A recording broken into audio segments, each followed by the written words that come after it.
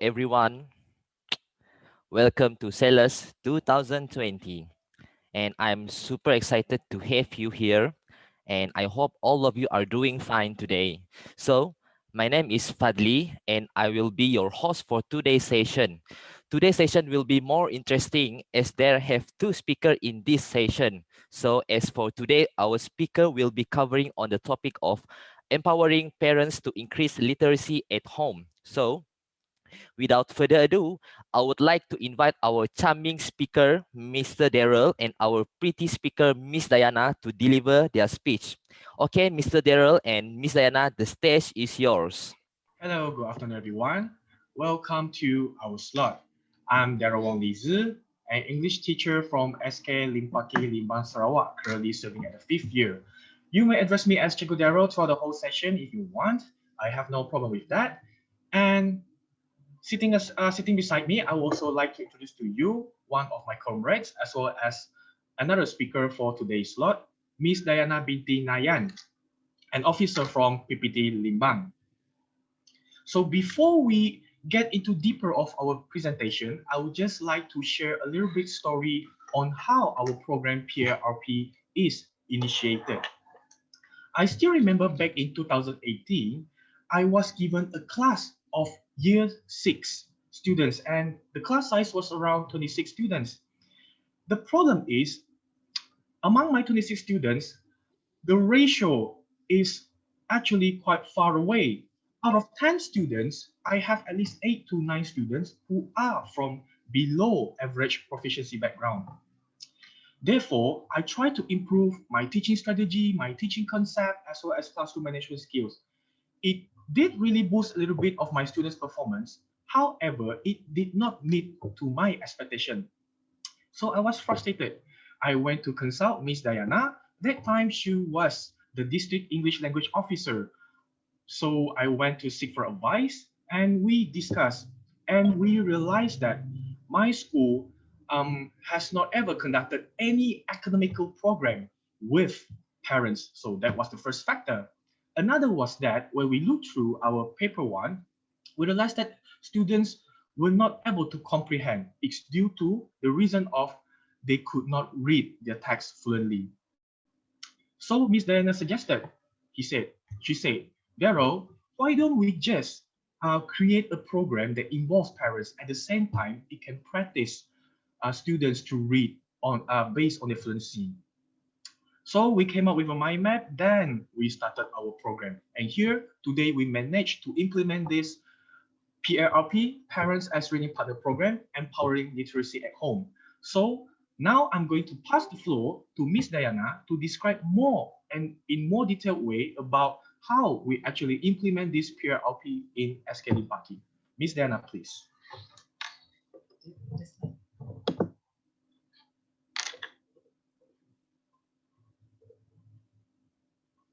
Okay, hold on, yeah. We are showing you the slide.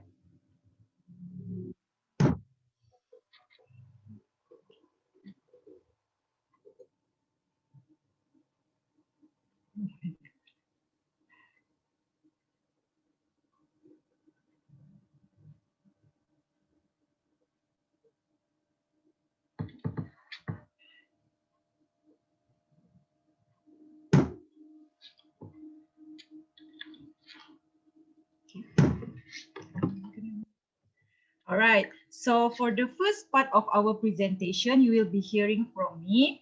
Before that, Assalamualaikum and hi to everyone. Thank you for being here with us today this afternoon. So you might find my part is a little bit serious and factual because we would like to start by giving you the contextual background of our action research and program before Cikgu Darrel here sweeps off your feet with the beautiful story of PARP in details later. Okay, shall we start now?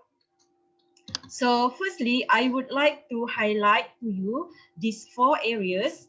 First, we would like to share what are the issues that we currently face that lead us to design this program. And then secondly, the underlying causes of all of these issues. Oftentimes, maybe we would we have the tendency to overlook this step, as when we identify the issues, we usually straight away jump to finding the solution. But after we discuss, we think that it is very important to analyze the factors that contribute to all of these issues in order to avoid for them to be relapsing in the future. And then thirdly, we thought it would be nice if we strengthen our action research with some of the theoretical background, you know, just for so that all of us can make sense of the significance of this study. And lastly, of course, we will be sharing with you the intervention that we designed after we gone through all of the process I mentioned earlier. The issues. So, what are the issues that we face in the classroom relating to reading, especially? So, the first one, number of pupils passing the English exam is not satisfying. Second one, number of pupils who can't read well is worrying. Third, reading is seen as an intimidating process. Fourth, pupils are disinterested in reading. So these are the four main issues that we identified in Cikgu Darrel's classroom.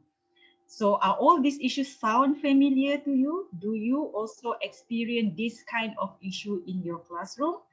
If you do, maybe later we can share with each other our insights towards these issues. Next, after finding or identifying the issues, we analyze the roots of the problems. Okay, on your screen, as you can see, these are a few questions that we ask each other during the brainstorming session of analyzing the roots of the problems. Could all of the issues stem from similar factor? Means that do they share the same cause of problem? Secondly, could any of the issue is actually the factor that contribute to the occurrence of another issue? And thirdly, can we apply Pareto principle in designing the intervention? So maybe some of you have heard the term Pareto principle. It is also known as the 80-20 rule, in which that when we design the intervention, can we just focus all of our energy into one intervention but maximize the outcome? Means that the intervention would not only solve one issue but the other issues as well. If the intervention can do that, then it would be a huge bonus point for us, because that means we could save a lot of money, time, and energy. So on the screen, as you can see, the ones in the black circles are the issues that I have highlighted earlier, while the ones in the colorful circles reflect the factors contributing to the issues. But we did not draw any arrows connecting the issues to the factors. This is because after we have brainstormed the whole issues and factors, we found that they are interrelated to each other. So the first issue, number of pupils passing the English exam is not satisfying. So this is actually contributed by the second issue as well, which is pupils' inability to read well. You see, as struggling readers, they often experience cognitive overload because they spend most of their mental energy and cognitive resources to identifying words. Once they manage to identify the words, usually there is less or non-cognitive resources left for comprehension. That means even though they can read the text, they might not understand the text. So what will happen if they couldn't comprehend the text? Of course, learning becomes ineffective and less meaningful. So when the reading process itself cannot impart knowledge to them, I think it is logical to say that they might not do well in other areas of learning, such as the exam. So can you see how the pupils' inability to read cause them to perform poorly in their academic as a whole? Okay. Meanwhile, the fourth and the third issues, which are pupils disinterested in reading as well as they see reading as an intimidating process, could be the contributing factors for our main problem, which is pupils cannot read well. How or what is the explanation for that? Logically, we know that struggling readers, they read slower than their more fluent peers. For example, fluent students might read 2 or 3 texts in 30 minutes, while struggling readers could not even finish reading one text by themselves in 30 minutes. So when that happens, they will see reading as a very complex process and feel intimidated by it. So if we as the teachers do not handle this situation with care, they will lose interest because they feel demotivated over the time. So what happens if they become disinterested in reading? They read less. So when they read less, we will have more numbers of pupils who cannot read well in the classroom. Lastly, I think we are all familiar with the term practices make perfect. In order for these students to improve their reading, they need to increase their volume of reading. One study even highlighted that teachers need to dramatically increase the amount of time that these students spend on reading every day in order for them to become a capable reader, more confident readers, as well as to develop greater interest towards reading. You see, the key word is dramatically. However, the big question is, do we as teachers have the luxury of time to attend to each of the struggling readers in our classroom individually during the English lessons? You know, it is very sad that deep in our heart of, even though we want to, we wish to, but we all know the answer. Okay, so that is all about the roots of the problems. Now moving on. So theoretical background behind the program or the action research that we have done. So I think it is nice if we read some previous studies done on the key areas that we are focusing on in this program. So they are reading fluency, as well as parents' involvement in their children's education. So as I have mentioned earlier when I explained about the cognitive load and the cognitive learning theory, reading fluency is the key to comprehension because fluent readers, they can recognize words automatically, and when they are confronted with unfamiliar words, they can use the word identification strategy. So that is how they save their mental energy or cognitive resources. Um, and this leftover of cognitive resources can be spent towards comprehension. So in short, fluent readers could have better comprehension compared to the struggling readers. Okay, the next key areas that is important in our study is parents' involvement in their children's education. So researchers have highlighted over and over again that parents' involvement profoundly influence their child's academic success.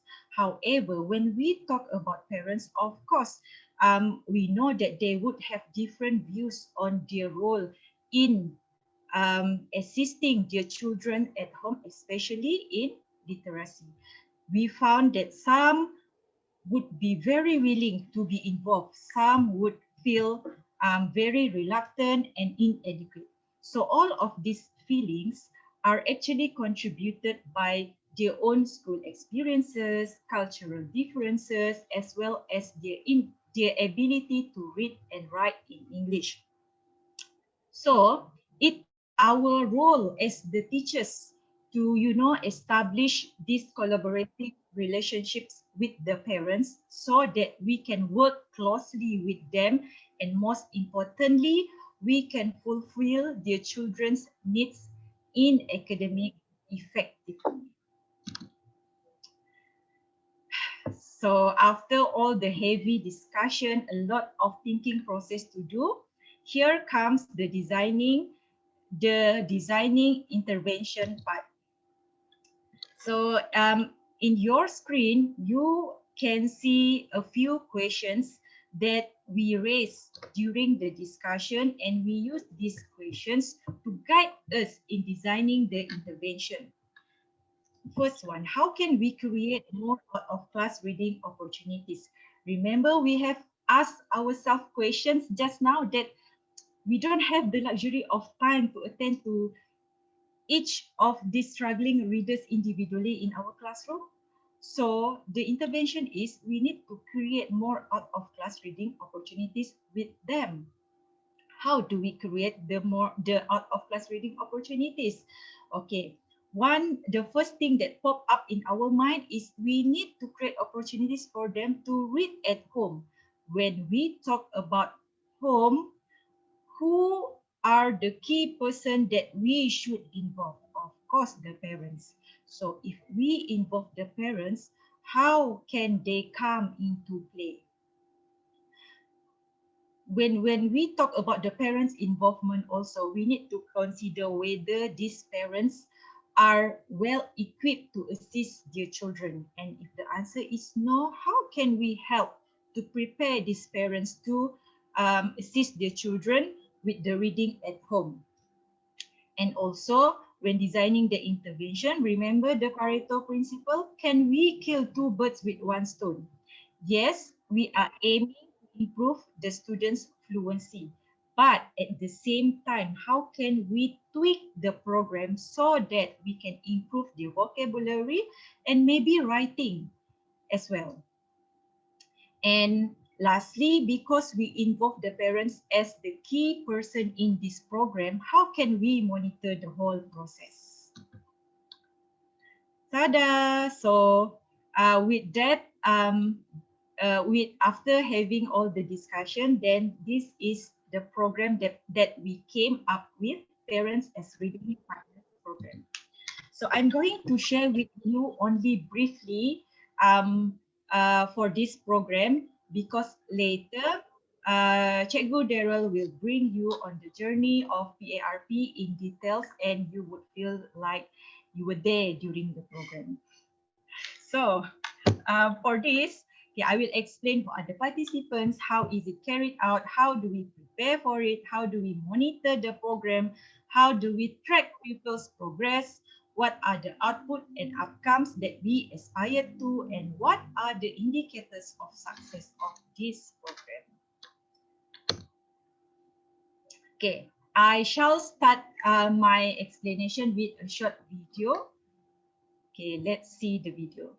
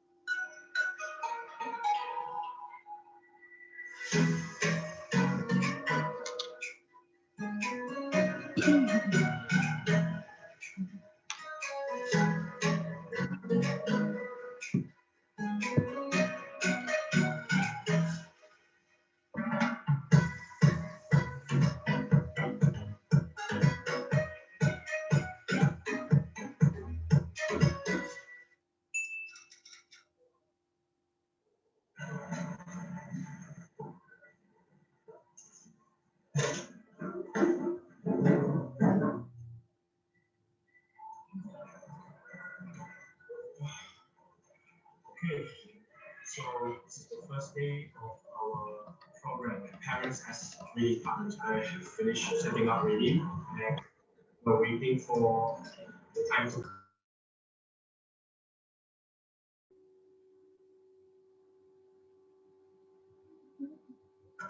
the meeting will start at 2:30. After this, Cikgu Dayana will come over and brief the parents. We'll see how, right?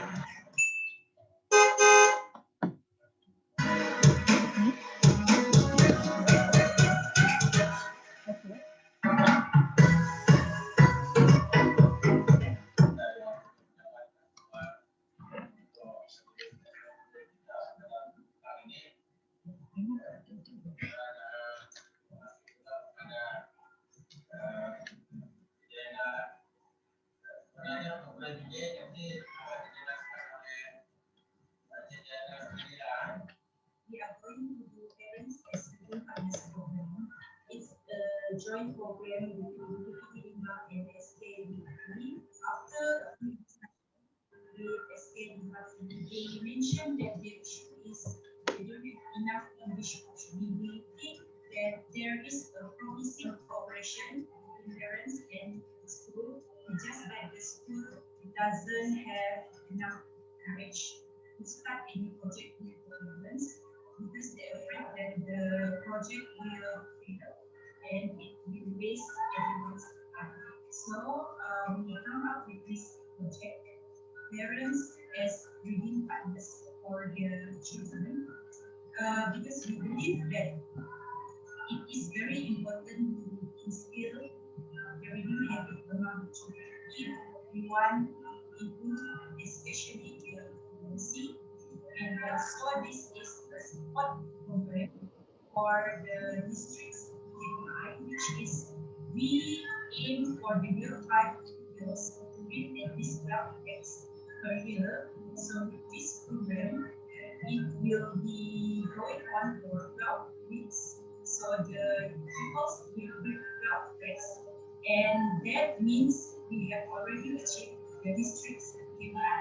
And other than that, the students' improvement in, for example, comprehension is a bonus for us because we believe that fluency and comprehension they kind of go hand in hand. If we can tackle fluency, we can improve the comprehension as well.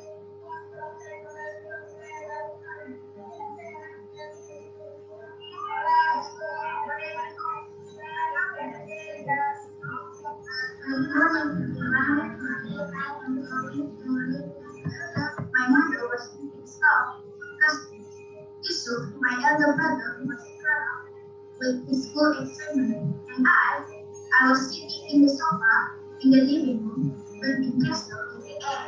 No one was paying attention on me. The idols were attempting on me.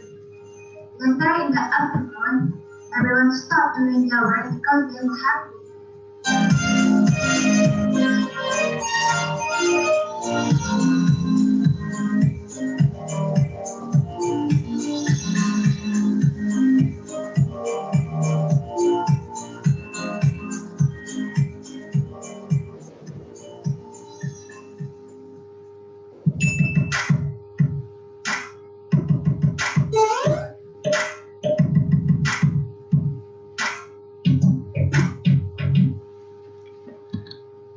Okay, so that was just the snippet of the whole program. But first thing first, don't forget to subscribe Cikgu Darrel's YouTube channel. So many beneficial content on there. So after this, subscribe. Okay, this is the brief PARP timeline. We had our first meeting with parents during February, and then we continued with a training session for the parents because after we did our survey, we found out that some of the parents felt like they were not ready to assist their children in reading English text at home. Then the 12th week of PARP started with pre-test and post-test every Tuesday. In between the weeks, The pupils also had storytelling presentation during assembly, English lessons, and speakers corner activity. And the climax of this program was storytelling competition via Google Meet, because during that time we were not allowed to have out of class activity anymore. All right. For the participants, we have 13 year 5 pupils ranging from low to intermediate level of proficiency. And these are the basic rules that we set for the program. Parents need to spend at least 15 minutes a day, 5 days a week to read with their child. And then the child need to complete the reading module as the post-reading activity. And then parents need to ensure their child submit the module to Cikgu Darrel every Tuesday. And then the parents also submitted photos to us in the PARP WhatsApp group. The materials, because we have 12 weeks, so we have 12 passages. Cikgu Darrel has crafted these passages according to common themes found in the level 2 English syllabus. The vocab across the whole passages are also recycled in order to ensure that the students become familiar with all the words. And then we also prepared reading modules, 12 reading modules based on each passage. Okay, how do we track pupils' progress? We use pre-test and post-test, in which we use the words correct per minute, WCPM approach. We counted how many words that the students read correctly in 1 minute. Monitoring, of course, through the completion of each reading module for 12 weeks, and then through the WhatsApp group that we have with all of the parents. Okay, the output of this program are pupils read 12 English texts within 12 weeks, one text for each week, and then pupils share their readings every week through different platforms, and pupils complete 12 reading module as post-reading activity at home. Most importantly, the outcomes that we targeted for this program. Of course, improvement in reading skills, as that is our main aim. And then as we required the students to perform every week, we hope that we could help to increase their confidence to perform in public. And also, if you remember, we talked about killing two birds with one stone. With the improvement in reading, so learning comprehension would be better, learning would be better. So we also hope that the students will improve their writing. And lastly, as Cikgu Darrel has mentioned, this is the first program in SK Limpaki that mainly involve the parents. We hope that after this, the collaborative relationship between the school and the parents would become better, so that they would have many programs involving the parents that could benefit the children. Okay, I think so that's it for my part. Now I'm passing the button again to Cikgu Darrel for that will bring you on a beautiful journey of PARP. Welcome on board, everyone. Hello. Now, the one that is shown right in front of your screen is a sample text that I have written for the students to read. For your information, the text that I have written there consists of 12 texts. But among these 12 texts, there are only 4 themes that I've infused inside my text. Why? This is because among these 4 themes, which are natural disasters, school, bully, and also family, are among the hot topics that we always tested in UPSR English Paper 2. Hence, I only do these 4 themes repetitively every 4 weeks for the rest of the 12 weeks. And besides that, I also prepared 2 versions of text for this reading text. One is in English and one is in Malay version. I completely translated the text into Malay version just for the convenience of the parents. For your information, the parents, the parents, they are from different educational background. Some of them are SPM leavers, some of them are PMR leavers, and some of them might just finish their year 6. So it's a bit difficult for them to read together with their children if they themselves also cannot understand the vocabulary. So this translated Malay version is like a guide, is like a pre-guidance for the parents. They have to pre-read the text first so that they understand, oh, okay, this is how this is what's happening in the story. So later on, when they read with their children, so in case their children have any questions, so the parents can help on the spot as the teacher at home. And apart from that, in my written text, there are a few things that I made some amendment. Even though the type of essay, the theme is following the UPSR theme. However, the length of the essay is totally different. In this essay, I write it slightly more than what is needed in UPSR. Normally in UPSR, we just need around 80 to 100 words for the UPSR section C paper. However, for my written text, I prolong it until 200 to 250 words. Why? It's because I want the students to grasp more ideas from the text. If I provide them a short text, how many ideas can they actually grasp? So at least if I give more ideas, say I have 10 ideas, when they read, they were able to grasp at least one or two. But if I give 5 ideas, they might not even grasp anything. So that is my concern when it comes to writing the sample text that time. Now, this is the example of theme of natural disaster. And this is sample of school for week 2, family for week 3, and accident for week 4. And if you realize, there are words that I actually put in bold, and these bold words are actually the level of difficulties that we can determine from the text in week 1 and subsequently to week 2, week 3, week 4 until week 12. This is because for every week of reading, I actually increase the level of difficulties in each text. And how can we determine the difficulty of this text? Is from the number of complex vocabulary that I use, as well as the idiomatic expression and also phrasal verb.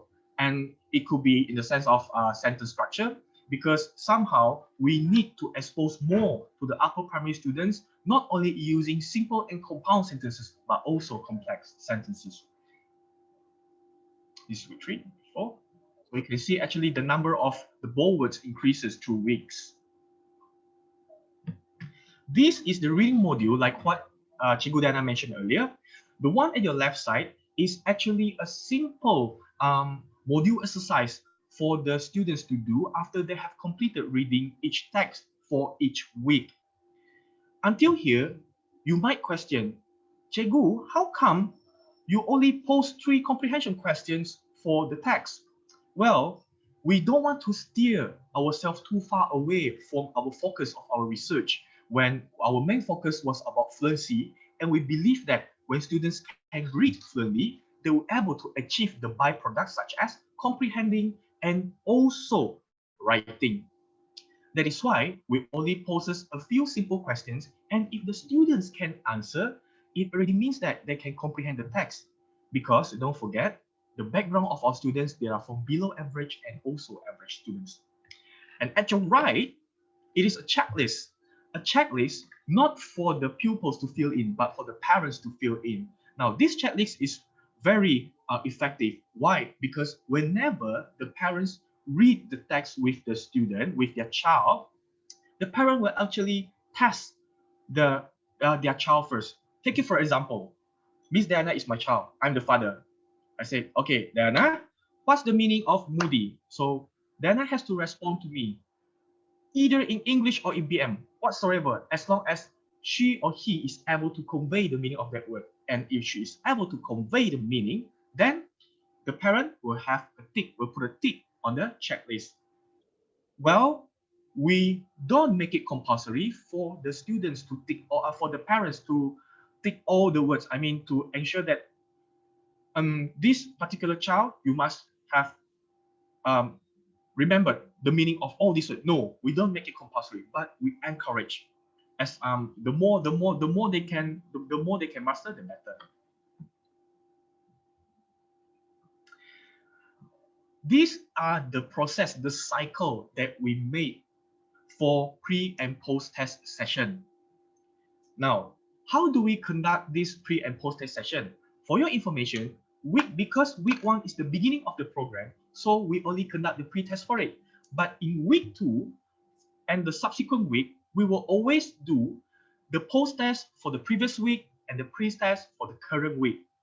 So when I'm doing the post-test, I will do the recording as well when the students are presenting their text, are reading in front at the speaker's corner. So I'll do a recording for my own personal record. And after all these participants have already finished reading the text, then I will start to give some constructive reviews on pupils' performance during the post-test. Even though our focus was about fluency, but of course, we are always have that kind of little bit of ambitious. So the reviews that I gave were always focuses on the way they pronounce the word, the way they narrate the story, their body language, their gesture, and so on. These are the things that I'm quite focusing on whenever they are presenting. So from week 1, if I keep on giving review, they will keep on looking at the mistake and try to improve to be the best of themselves during week 12. So after I've already given the teacher's review, so there come the role of Miss Dayana. Miss Dayana, her role will be to give the pre-guidance for the text reading for the following week's pre-test. Because we have already finished the post-test for the current week, so we have to be ready for the reading for the next week. So we have to carry out the pre-test as well. So when we carry out the pre-test, Miss Dayana will actually do the warm-up exercise for the students so that they'll be able to read at least fluently, at least a few words less mistakes when they are reading with their parents. Well, here, don't misunderstand, because Miss Dayana is not taking over the role of the parents. It is just help to decrease the burden of the parents when they are reading with the children. Miss Dayana just have a warm-up exercise with them, just go through the text with them, go through the pronunciation with them, so that when they go home, parents can have more choices of other activities to be done with the child at home during reading. Example of activity that they can do, maybe chain reading, choral reading. It could be even simple question and answer session. So they don't have to spend more time on teaching them how to pronounce. Next, and after that, after a week of reading with parents at home, then the students have to come again in the following week. This time, the parents, the children will have to read the text at speaker's corner. We encourage students to memorize. We don't make it compulsory. Okay, so students are free to read the text or if they want to memorize, because I always believe that memorization is not a rote learning for me. It's for my own belief. Because if you say memorization is a rote learning, I believe you have already memorized multiplication table before, right? If you have not memorized multiplication table, how can you manage to multiply? So the same thing that goes here, if we don't memorize the certain vocabulary that should be used in a particular theme of essay writing, how are we going to write? How are we to know that, oh, this vocab is suitable for this theme? Now, that is our concern for PARP. And this is the cycle on how we conduct our pre and post test session. And this cycle will just keep on continue, going on until week 12. Now these are the pictures that was taken by them. Well, these pictures was not purposely taken for the presentation of this sellers. Well, these pictures have been taken long time ago. It was taken so naturally by somebody, somewhere, somehow, sometime like that. Okay, so as you can see here, the parents are guiding the children to read, and you can see a super mother, a super multitasker here. Now, this mother is really worth a thumbs up from me, because even though she is busy with her house chore, she still have time to monitor the progress of her son reading. Now, I think she is among the best example that I should show. I myself as a teacher and also as a parent, we should not always say we are busy with work as the reason of not educating our children. Another surprise thing that I found when I was doing this 12-week program, you know what? There was one student, I have one student um, who is from a very from below average background. Now, this girl, she has this kind of problem. She cannot even blend and segment phonemes. However, and then even single syllable word she could not even pronounce. However, the mother of this child realized that she is very good with the suku kata BM. And then she innovates an idea and a way of how to guide her daughter to read. Now, this is a very good effort shown by the mother herself. What did she do? Okay, for example, you look at the text, the school bell rang.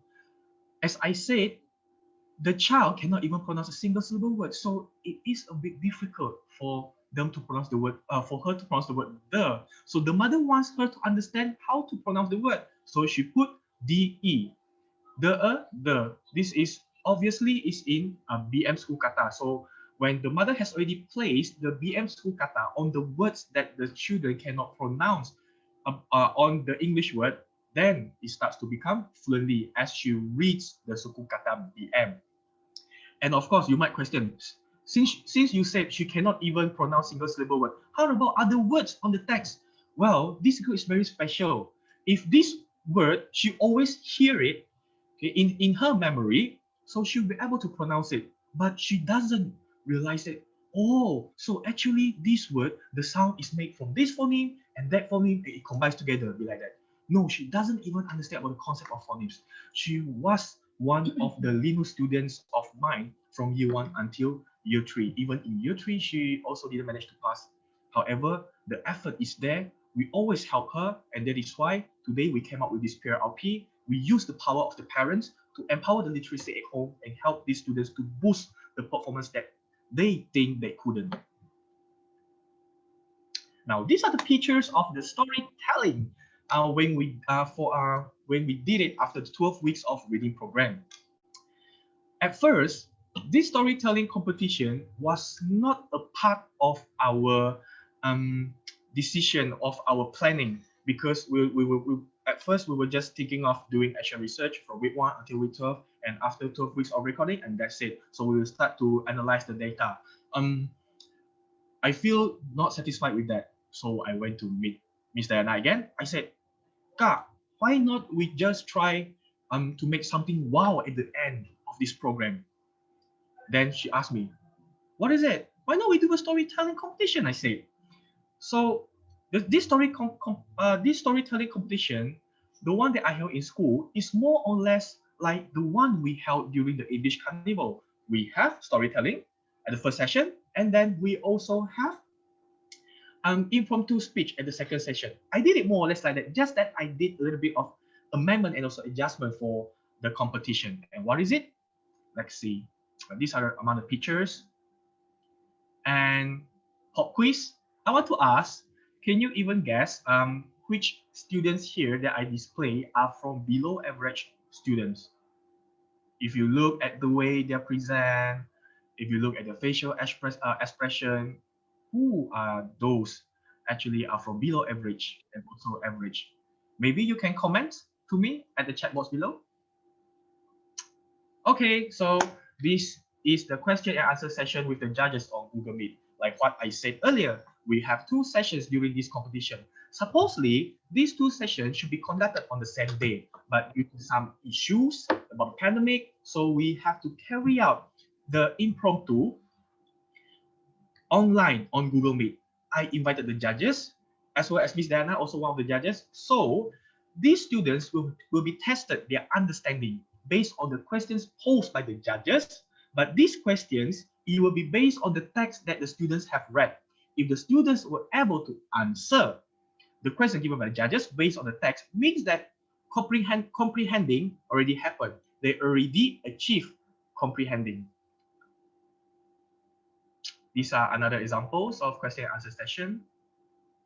Surprisingly, a lot of students managed to answer, and we shall show you more evidences later on how is this how does the outcome how the outcome are. All right. Okay. Now I would like to share to you my findings. I think we have already done our best to tabulate the data because after all we have we have so many data. So what we did was we tried to find the mean scores for each week, both for pre and post test. So as you can see here, students are actually improving every week. The one with the blue indicator is the pre-test, and the one with the yellow indicator is the post-test. So as you can see, each week, the post-test, the mean scores for post-test are higher. Or maybe until here, you might question, how come if if you say it's improving, then the graph should be, at least we can see a little bit of bell curve. Well, I think I did mention earlier, right? I increase the level of difficulty of the sample text every week. The level of difficulty is increased by the number of complex vocabulary used, the number of complex sentences used, and also some other idiomatic expressions as well as phrasal verb. Just for example, say for week 1, I use 5 complex vocabulary and 1 idiomatic expression, and I slightly increase the difficulty during week 2, and on week 2, I will make around 6 complex vocabulary and 2 idiomatic expression. This is a sample of how I increase the level of difficulty, and that is why when it comes to this, it means that week 1 is the easiest week, and week 12 is the hardest week. So as we can see, if we try to compare the mean score for pre-test, week 12 is the hardest part, but the students has already able to achieve 99 of mean scores during week 12, which means that they have already get through a lot of difficulties. And now, during week 12, they are already well prepared. They can read much better compared to the previous 11 weeks. And so, for the post-test of week 12, during for this 117 mean score, it shows that students can already read very, very fluently.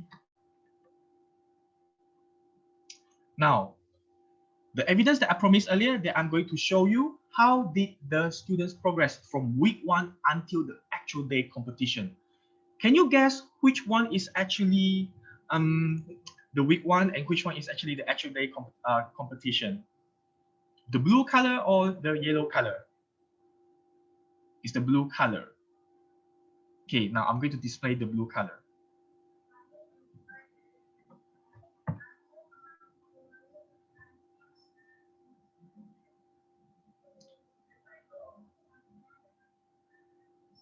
I'm going to fast forward a bit.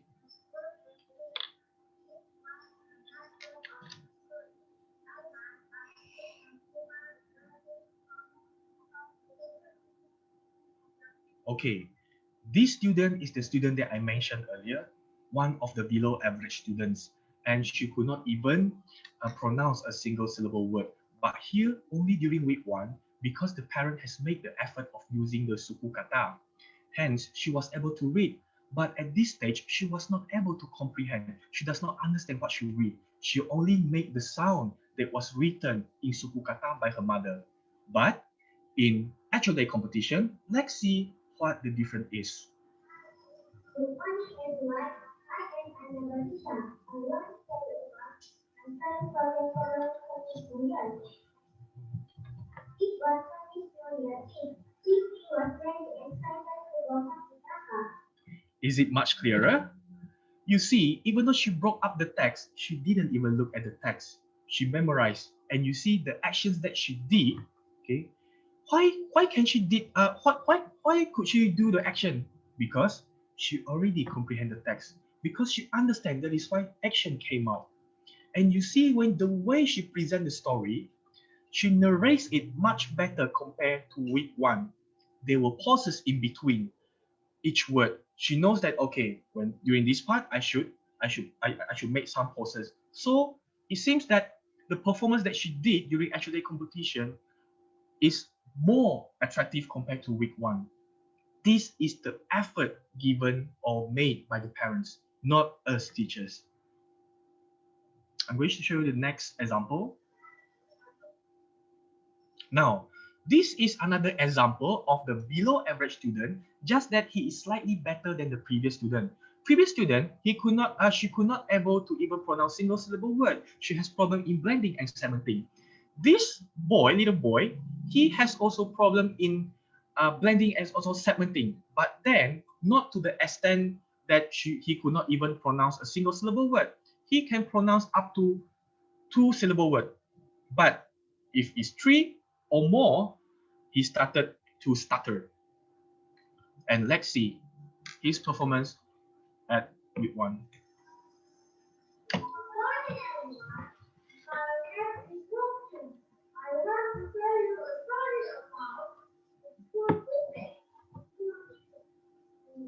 Sorry. It's a wrong video, sorry.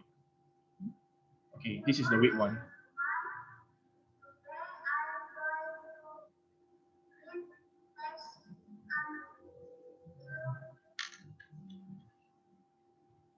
I fast forward a bit.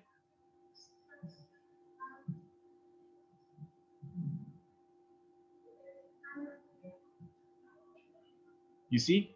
Did you see his face? He was thinking like that because he was thinking on how to blend the word, because the word that he was currently reading, it was more than 3 syllables. And so, after 12 weeks of reading programs, and see how's the outcome.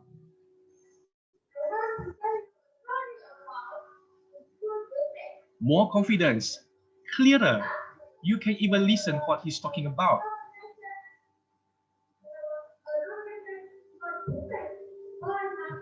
I fast forward a little bit.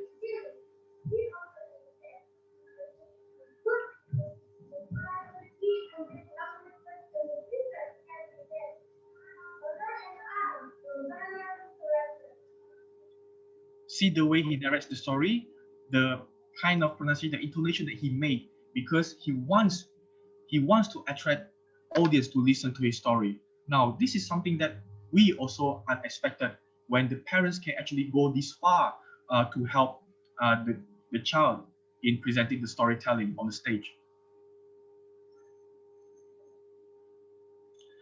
This is another example. Now, this student is pretty much different compared to the previous two. He is from average background. Well, he can read fluently, no problem. Just that the way that he read, he was not able to attract audience. And then he could not narrate the story well.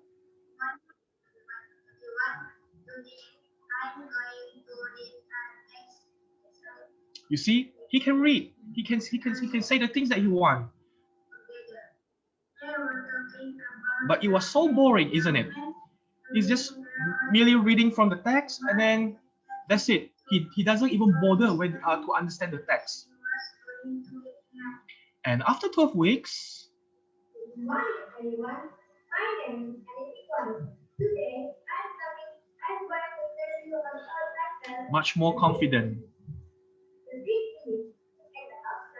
Clearer.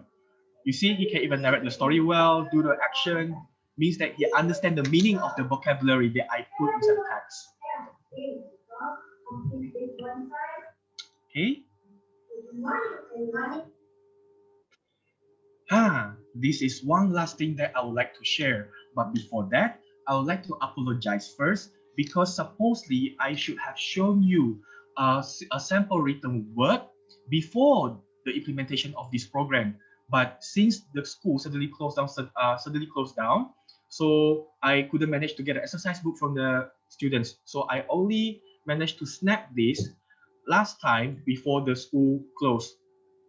Now, this is the sample work did by the girl that I mentioned just now, the one who can only pronounce single syllable words. Do you remember that girl? This is the outcome of a work. Well, I understand that you see it's only 7 marks, right? For section C paper 2, it's 25 full marks, but she only scored 7 out of 25. But that is already very enough for me, because for the previous time before she was involved in this program, she didn't manage to score more than 2 marks in her section C paper 2. And more surprisingly is that she even before this program, when she wrote the essay, she was only able to produce 1 paragraph. And in that 1 paragraph, all the sentence structure was scattered.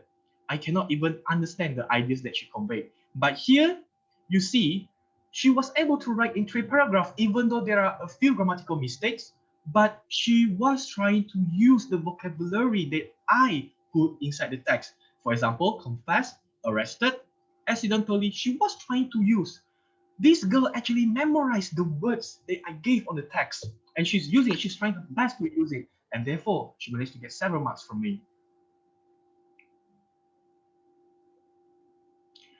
So we have already come to the end of our presentation for today. So I would like to conclude for this presentation. And it's pretty easy. I just get a quote from Mark Van Doren, is that the art of teaching is the art of assisting discovery. I like this quote is because I think we as teachers should actually get out from our comfort zone.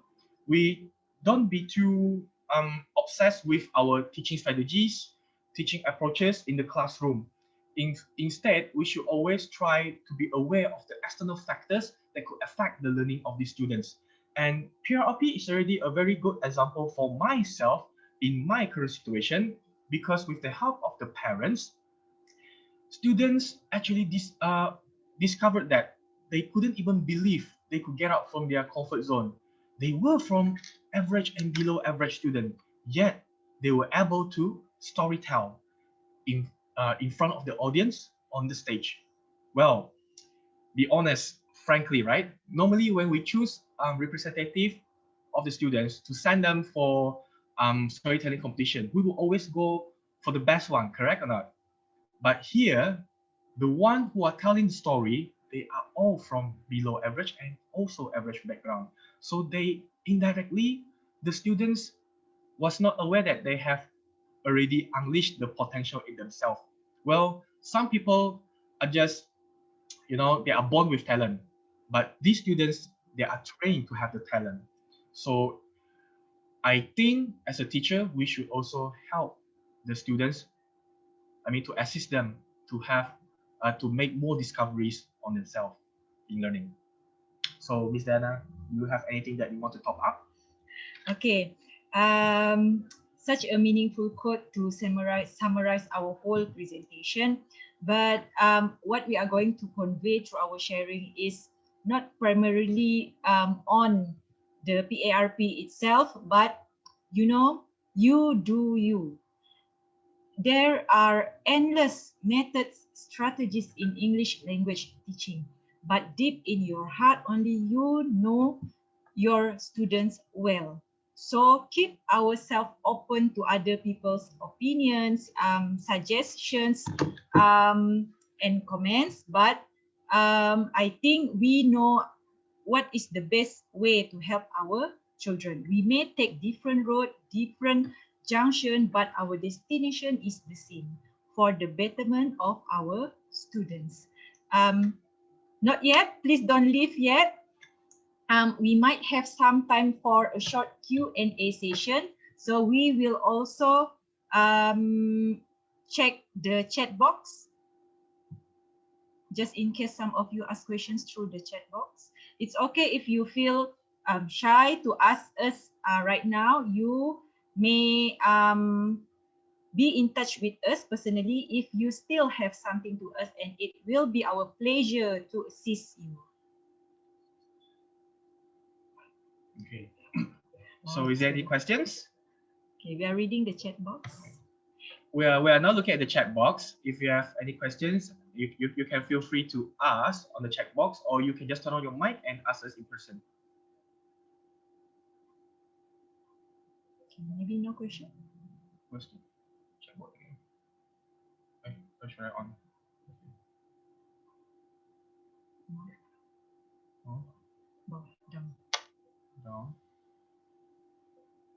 Okay. Hello.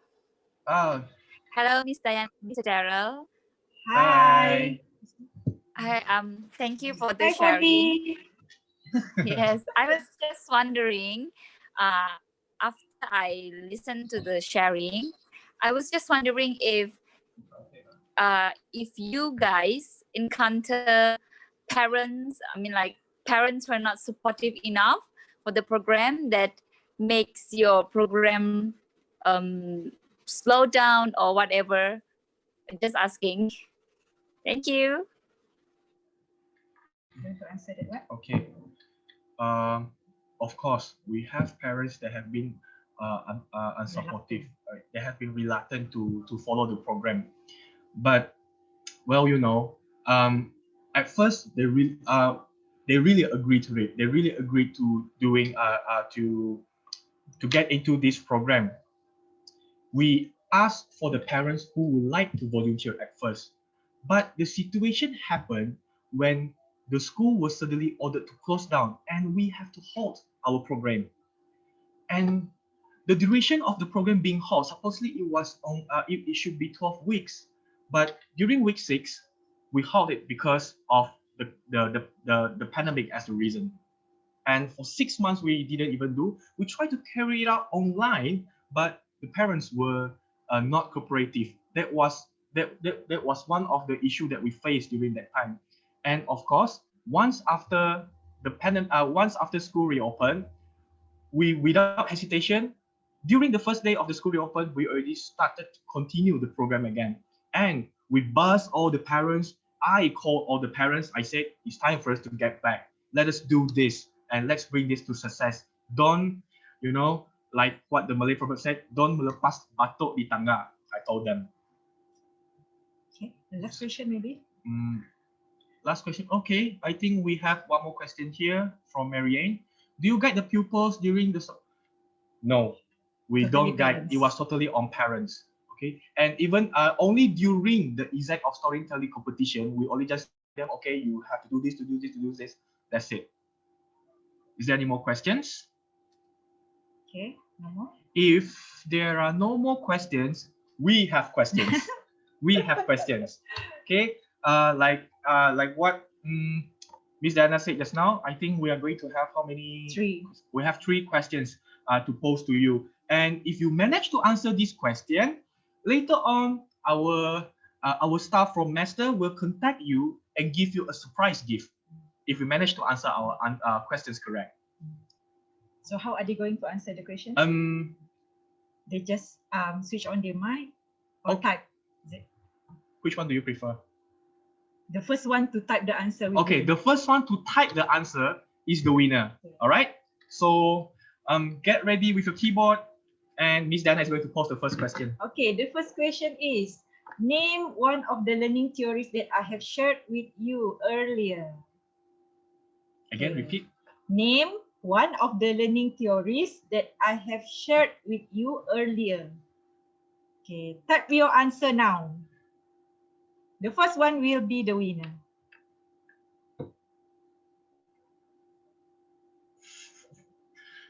Okay, we will wait until the first. Okay, we will wait until the first person to answer. Yes. Come on. One of the learning theories that I have mentioned. It's very easy.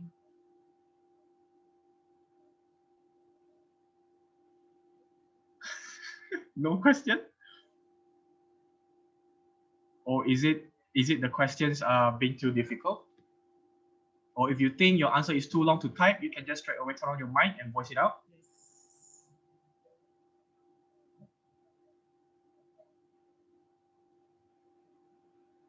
It is related to Pareto. Is it correct? Yes. From Marianne. Yes, very good. So Yes. the first winner is Marianne. Okay, our first winner. So Cikgu Marianne, Fadli, our host, will contact you personally for the prize. Surprise gift. Yes. Okay, next question for me.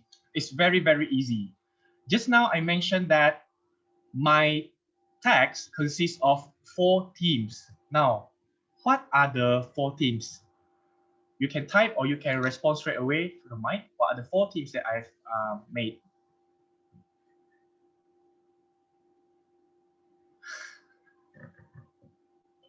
Okay. Natural disaster. Wow, Yes. Okay. So SISC plus Angela.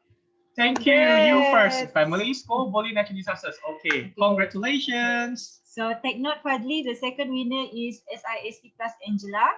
Okay, the last question is, how many participants were there in PARP?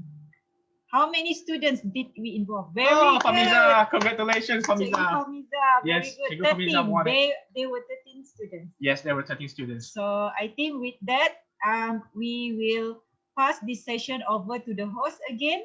So just don't leave yet, okay? Until the host says so. Okay, Fadli, over to you. Thank you. Thank you, everyone. All right. Thank you so much, Mr. Gary Hasler, for. Sorry. Thank you very much to the Mr. Darrel and Miss Dayana for this meaningful session. Thank you for all the participants for joining the session. But before we end the session, I would like to invite all of the participants to switch on the camera to have a group photo, please. A quick one. Yes. All right. One, two, three. Smile. Smile. All right. Thank you all. Thank you. Goodbye. Bye. Sleep.